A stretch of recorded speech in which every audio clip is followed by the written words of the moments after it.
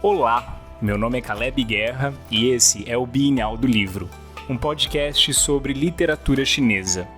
E hoje, no episódio 3, a gente vai aproveitar essa semana que foi o feriado do Dia dos Santos e nós vamos conversar sobre santos chineses. E a gente vai tentar responder a perguntas como: existem santos na China? Ou o que um chinês entende por santo? O que seria um santo segundo a tradição chinesa? Existe a palavra santo em mandarim? E como eles lidam com a questão da veneração dos santos, ou como a gente olha para um santo? Se essa semana, assim como eu, você parou para se perguntar essas perguntas, a gente vai conversar sobre elas agora.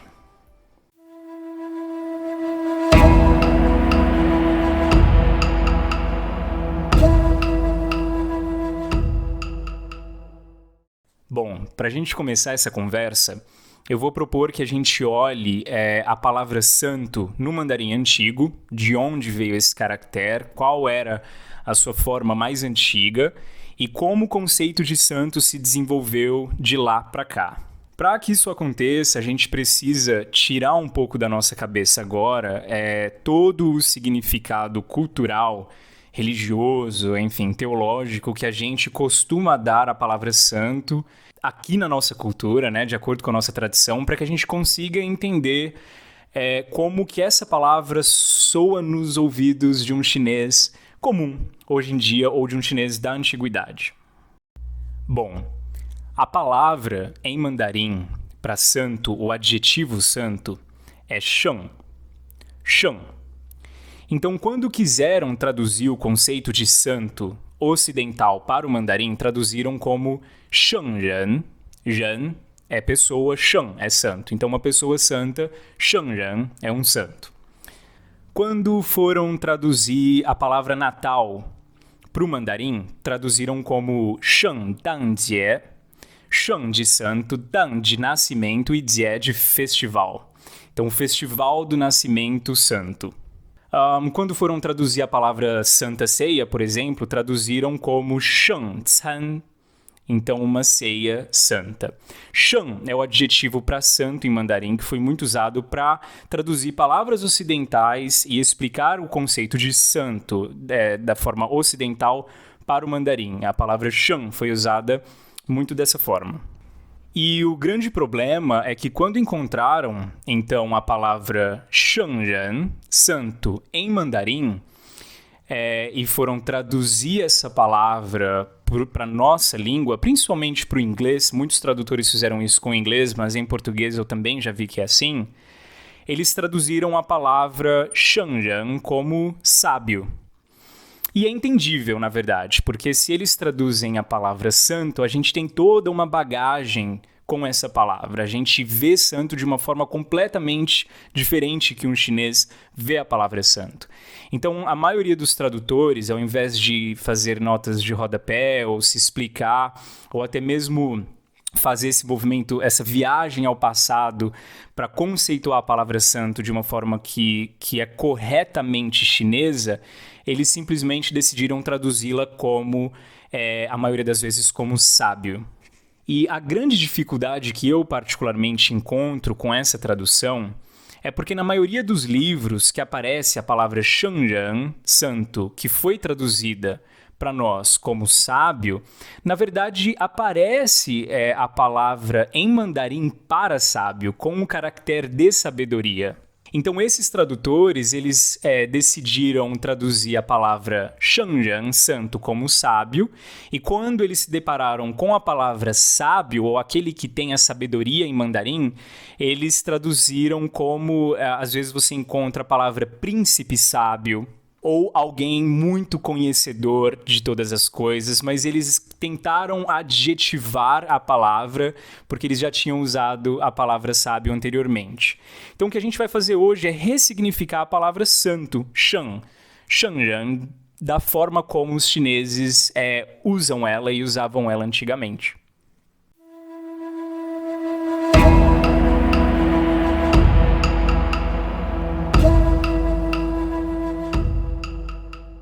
Bom, então vamos lá. A representação mais antiga do caractere Sheng santo em mandarim, ela traz 2 caracteres. Ela traz do lado esquerdo o caractere de ouvido e do lado direito o caractere de boca. Então, a partir daqui, nós temos 3 explicações mais comuns entre os acadêmicos sobre como essa palavra era utilizada na antiguidade. A primeira explicação seria que a palavra sheng, no passado, significava a habilidade de experimentar pelos ouvidos, de ouvir, para ter algo para falar com os lábios e assim criar o seu próprio som. Então, quem defende a primeira ideia, a primeira explicação da palavra, diz que shengren no passado, ou sheng no passado, significava só uma pessoa muito inteligente, uma pessoa capaz de escutar, uma pessoa capaz de reproduzir e de criar o seu próprio som em cima dessas experiências dela com o mundo.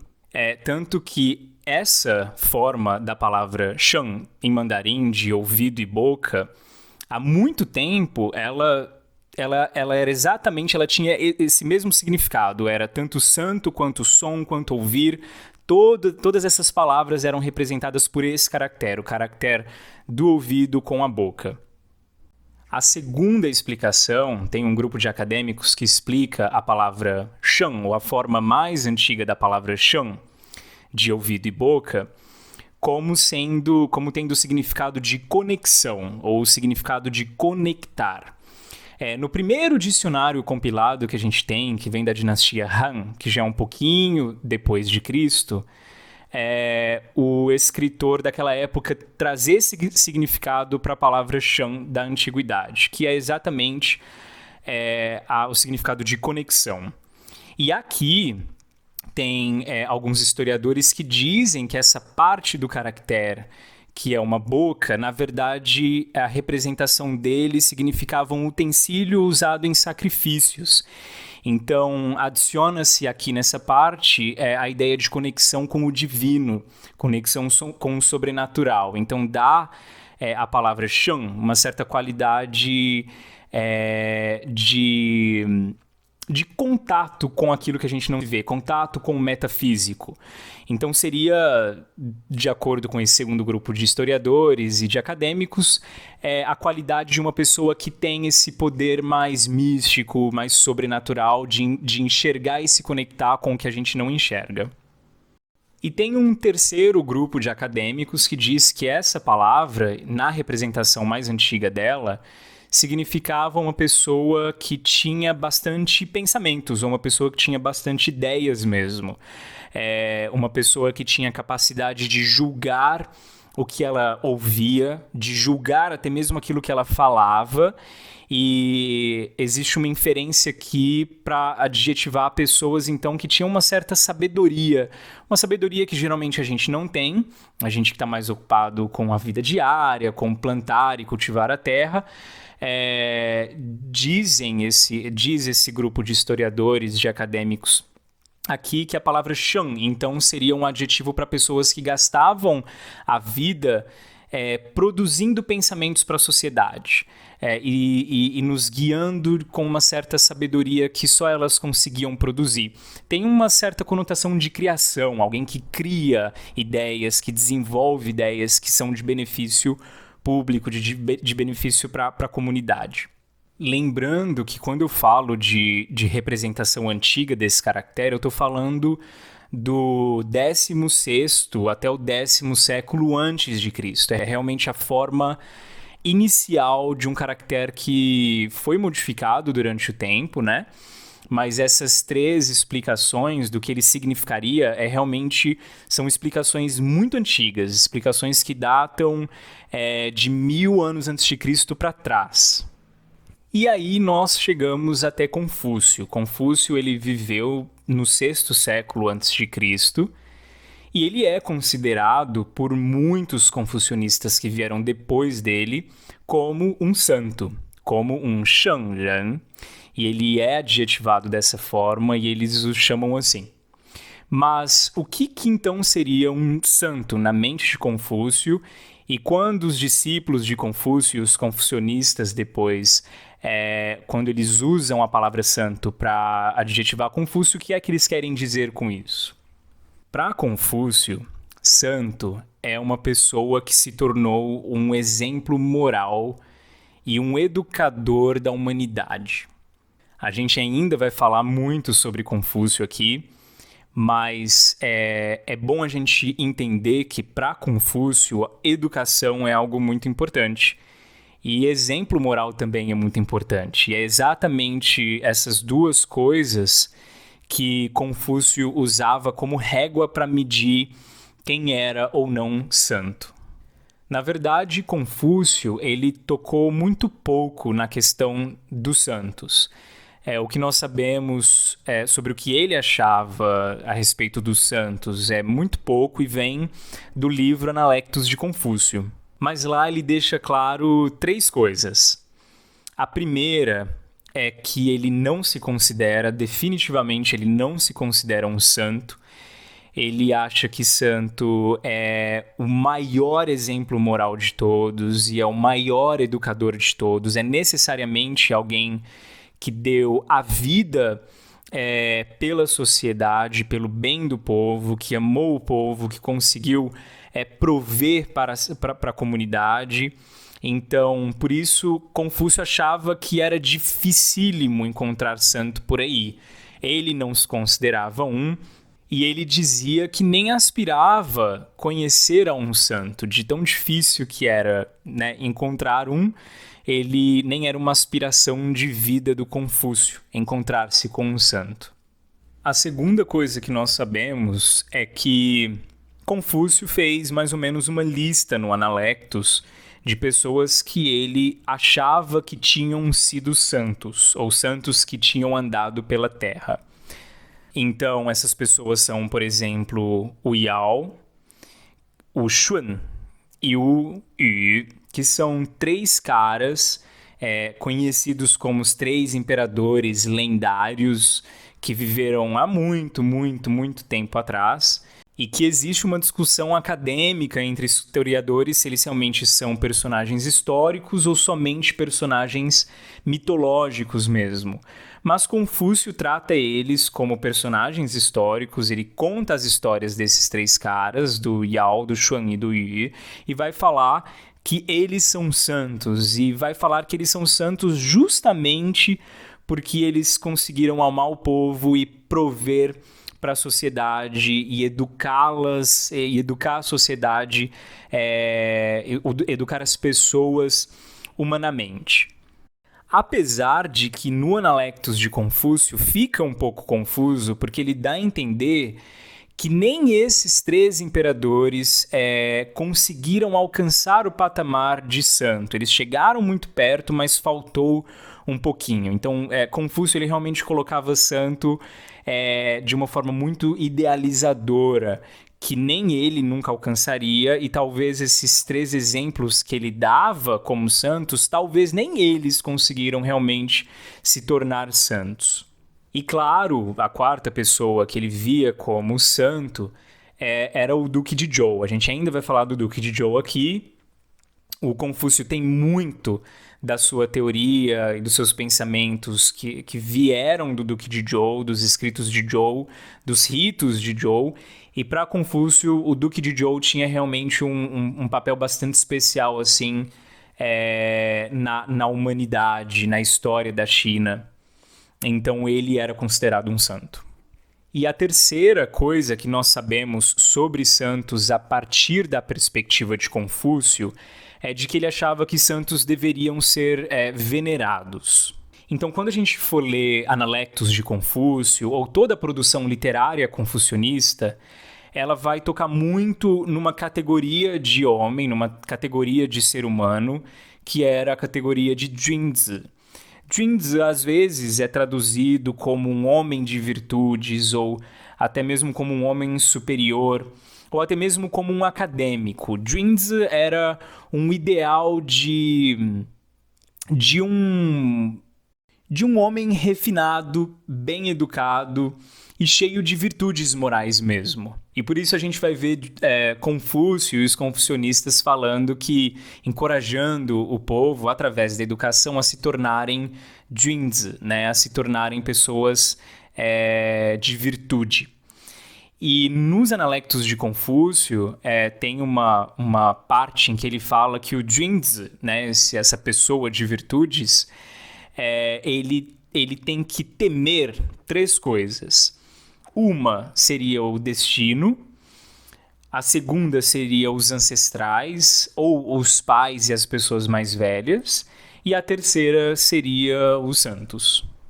Então, apesar de não ter havido uma sistematização de como a gente tem que venerar aos santos a partir de Confúcio, né, pensando a partir dele, ele achava que, inclusive misticamente, ou inclusive até de uma forma ritualística e sacrificial, como existia muito na época da China antiga, nós deveríamos temer os santos tanto quanto nós temíamos o destino e os nossos ancestrais.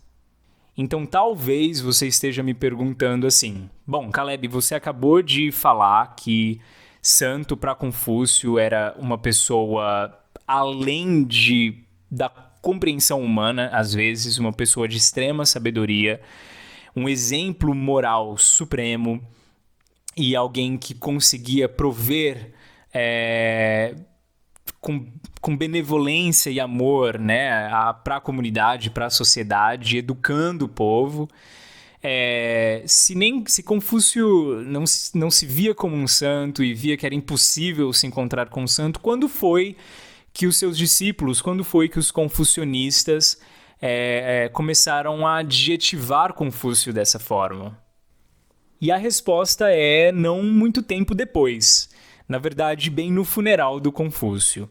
Quando ele morre, muitas pessoas vêm atender ao rito funerário de Confúcio e pessoas de vários lugares da China da época. Então, governadores, oficiais, amigos de amigos, até mesmo, talvez, curiosos só, porque o Confúcio já tinha um certo nome, ele já tinha viajado muito pelo reino.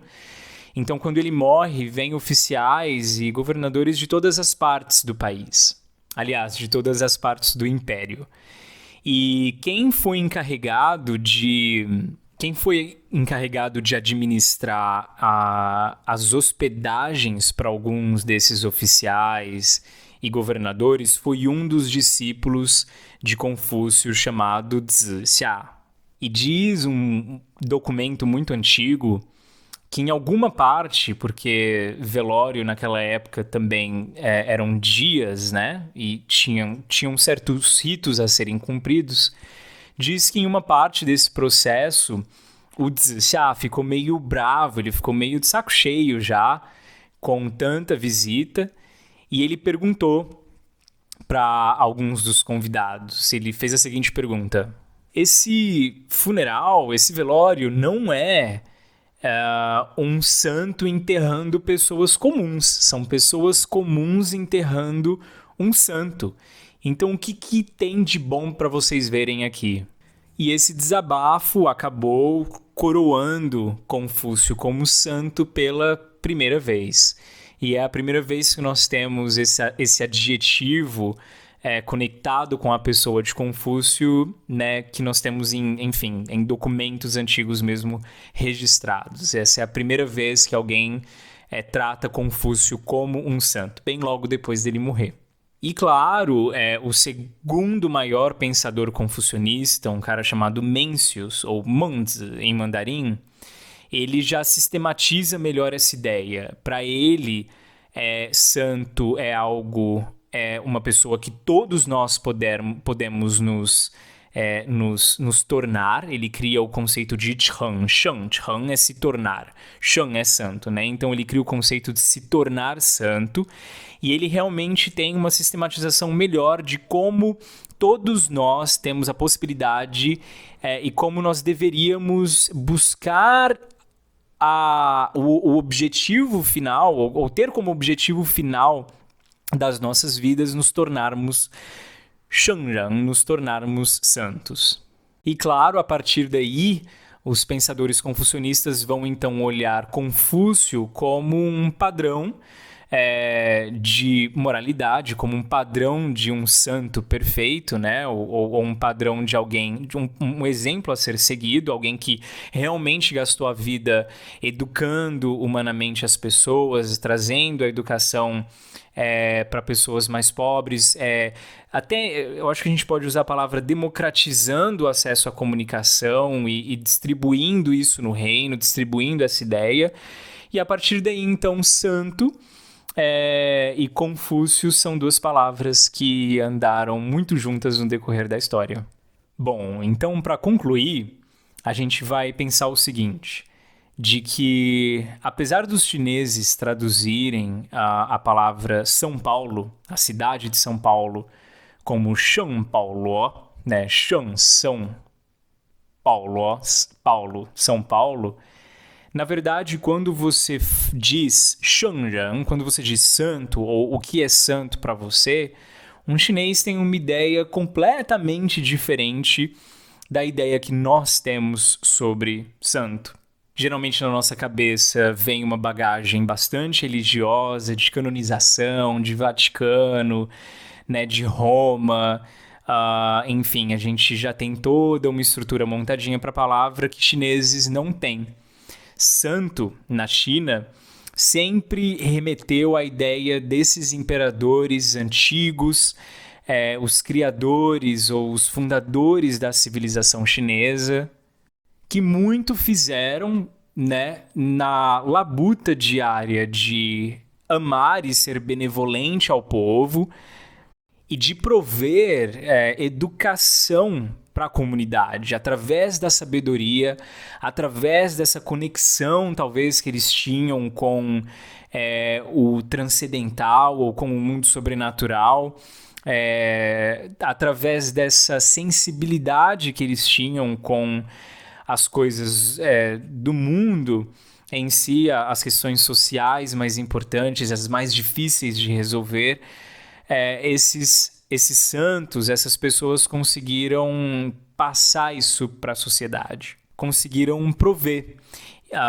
socialmente. E nas palavras que o próprio Confúcio usou, santo é aquele que consegue trabalhar bem na sua vida e se desenvolver pessoalmente para fazer com que o povo descanse, para fazer com que o povo tenha descanso.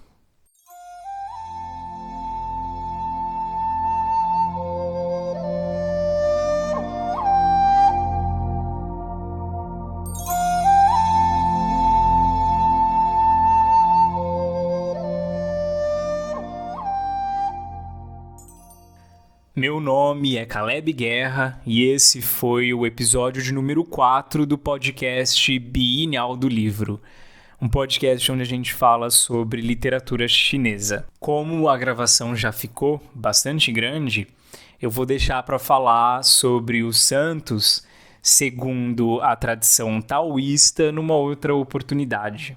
Então, espero que a gente se veja de novo por aqui. Espero que esse podcast tenha servido de inspiração para você, de alguma forma. E um grande abraço e até a próxima.